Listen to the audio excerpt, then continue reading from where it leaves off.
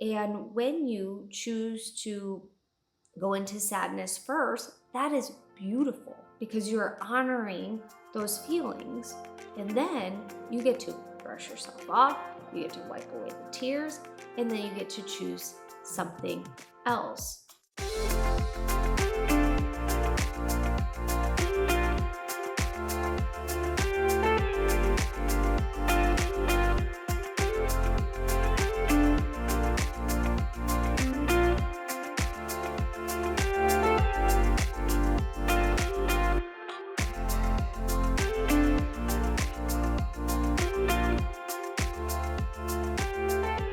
Hello and welcome to today's episode. I'm so excited you are here. Have you ever had one of those mornings where nothing seems to work? Maybe you even stayed up all night worrying about the next day. Whatever the case is we all have mornings like that, right? Where either you didn't get enough sleep or maybe you woke up in a great mood and nothing seems to be going your way. The key is not to go into the spiral, whatever thoughts that are attached to why maybe something isn't working. It's also important to not go into excuses. And I'm going to say that slightly different, where I'm going to totally contradict myself in what I'm about to say, but stick with me.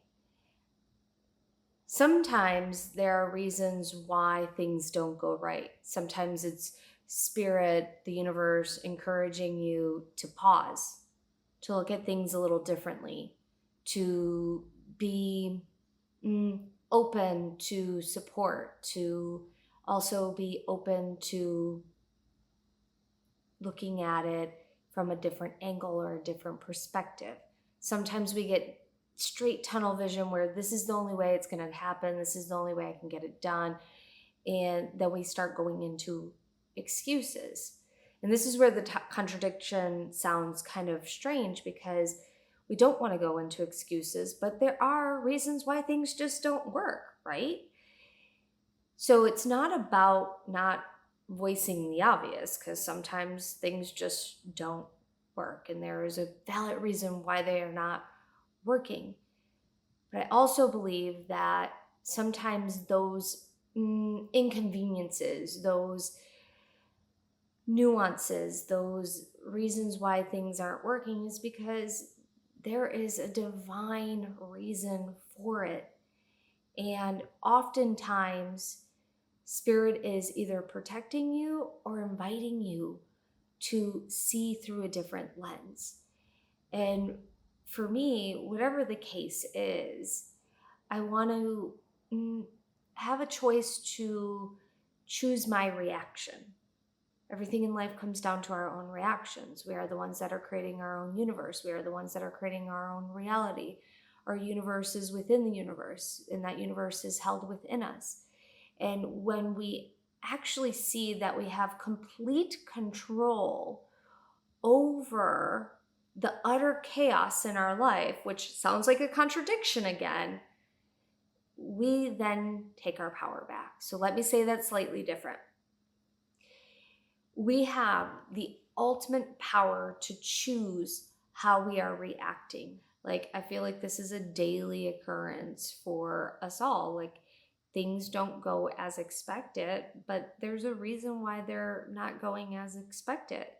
And I often think about, if you decided to wait 10 minutes to leave your house and you're upset that you were late, but because you decided to leave your house 10 minutes, you avoided a massive car accident. There are reasons why there are delays. There are reasons why we are set to have a frustrating moment. And it's not because Spirit is out to get you. And it's not because it is all your trauma response, because we do have trauma responses, but it is an opportunity to explore who we are and why we react a certain way. And can I choose something that serves my highest good in the moment and not fall into default mode? And I think so often we are so programmed to fall into default mode on how we are reacting, how we are choosing to underreact or overreact or downplay or overplay or whatever the case is. It could be at both ends of the spectrum. It could be somewhere in between. It could be somewhere towards one end of the spectrum, someone towards the other end of the spectrum. Whatever the case is, any given situation is an opportunity for growth. And when we recognize that, we take back our power, we take back our control, we choose to have a different experience. Hey, friend, before we continue on with this episode, can you do me a huge favor and please leave a comment?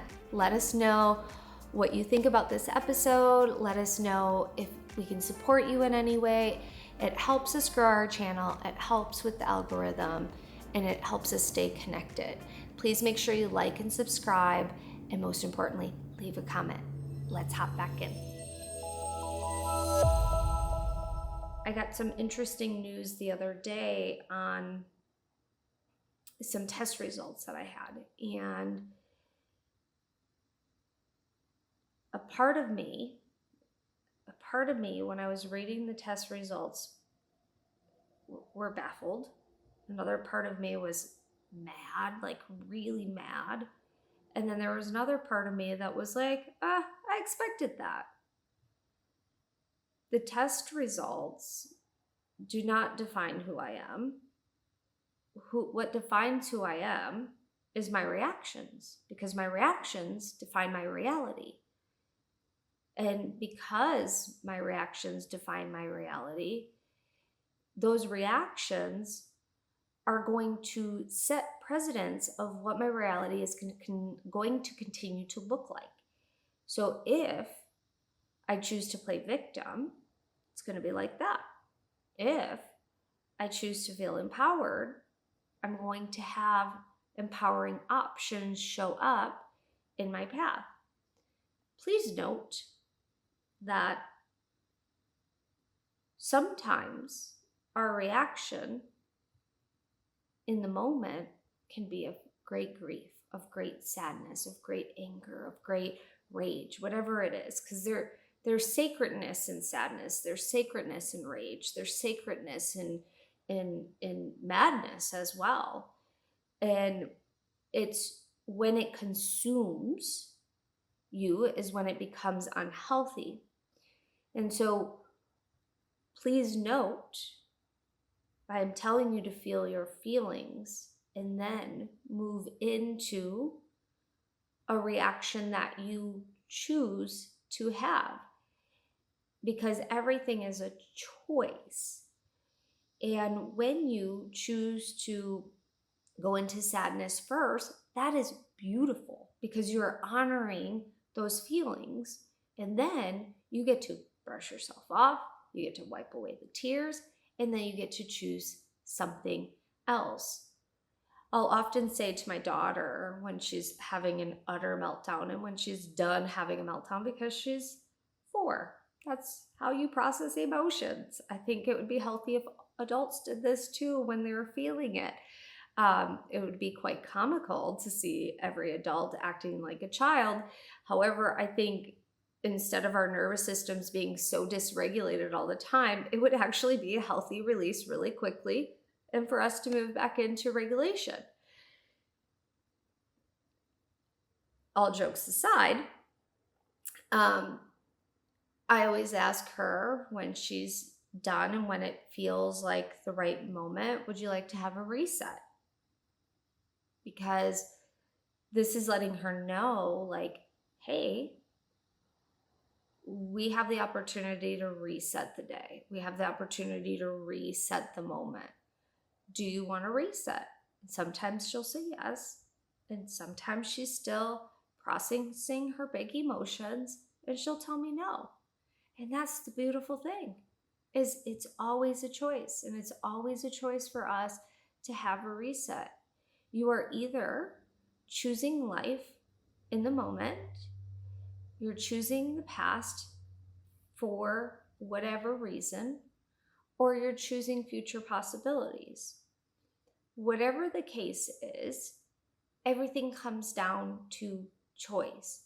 And I think choosing in the moment to feel your feelings is a very healthy way to choose something different for future possibilities.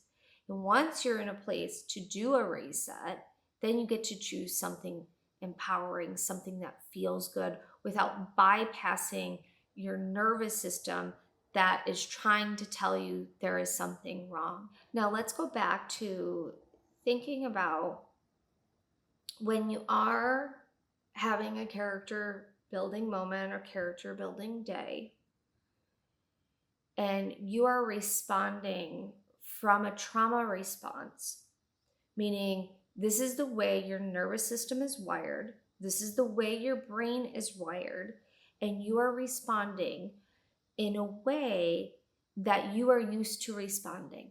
Maybe you're overly defensive, maybe you collapse, maybe you posture, maybe you freeze, whatever the case is.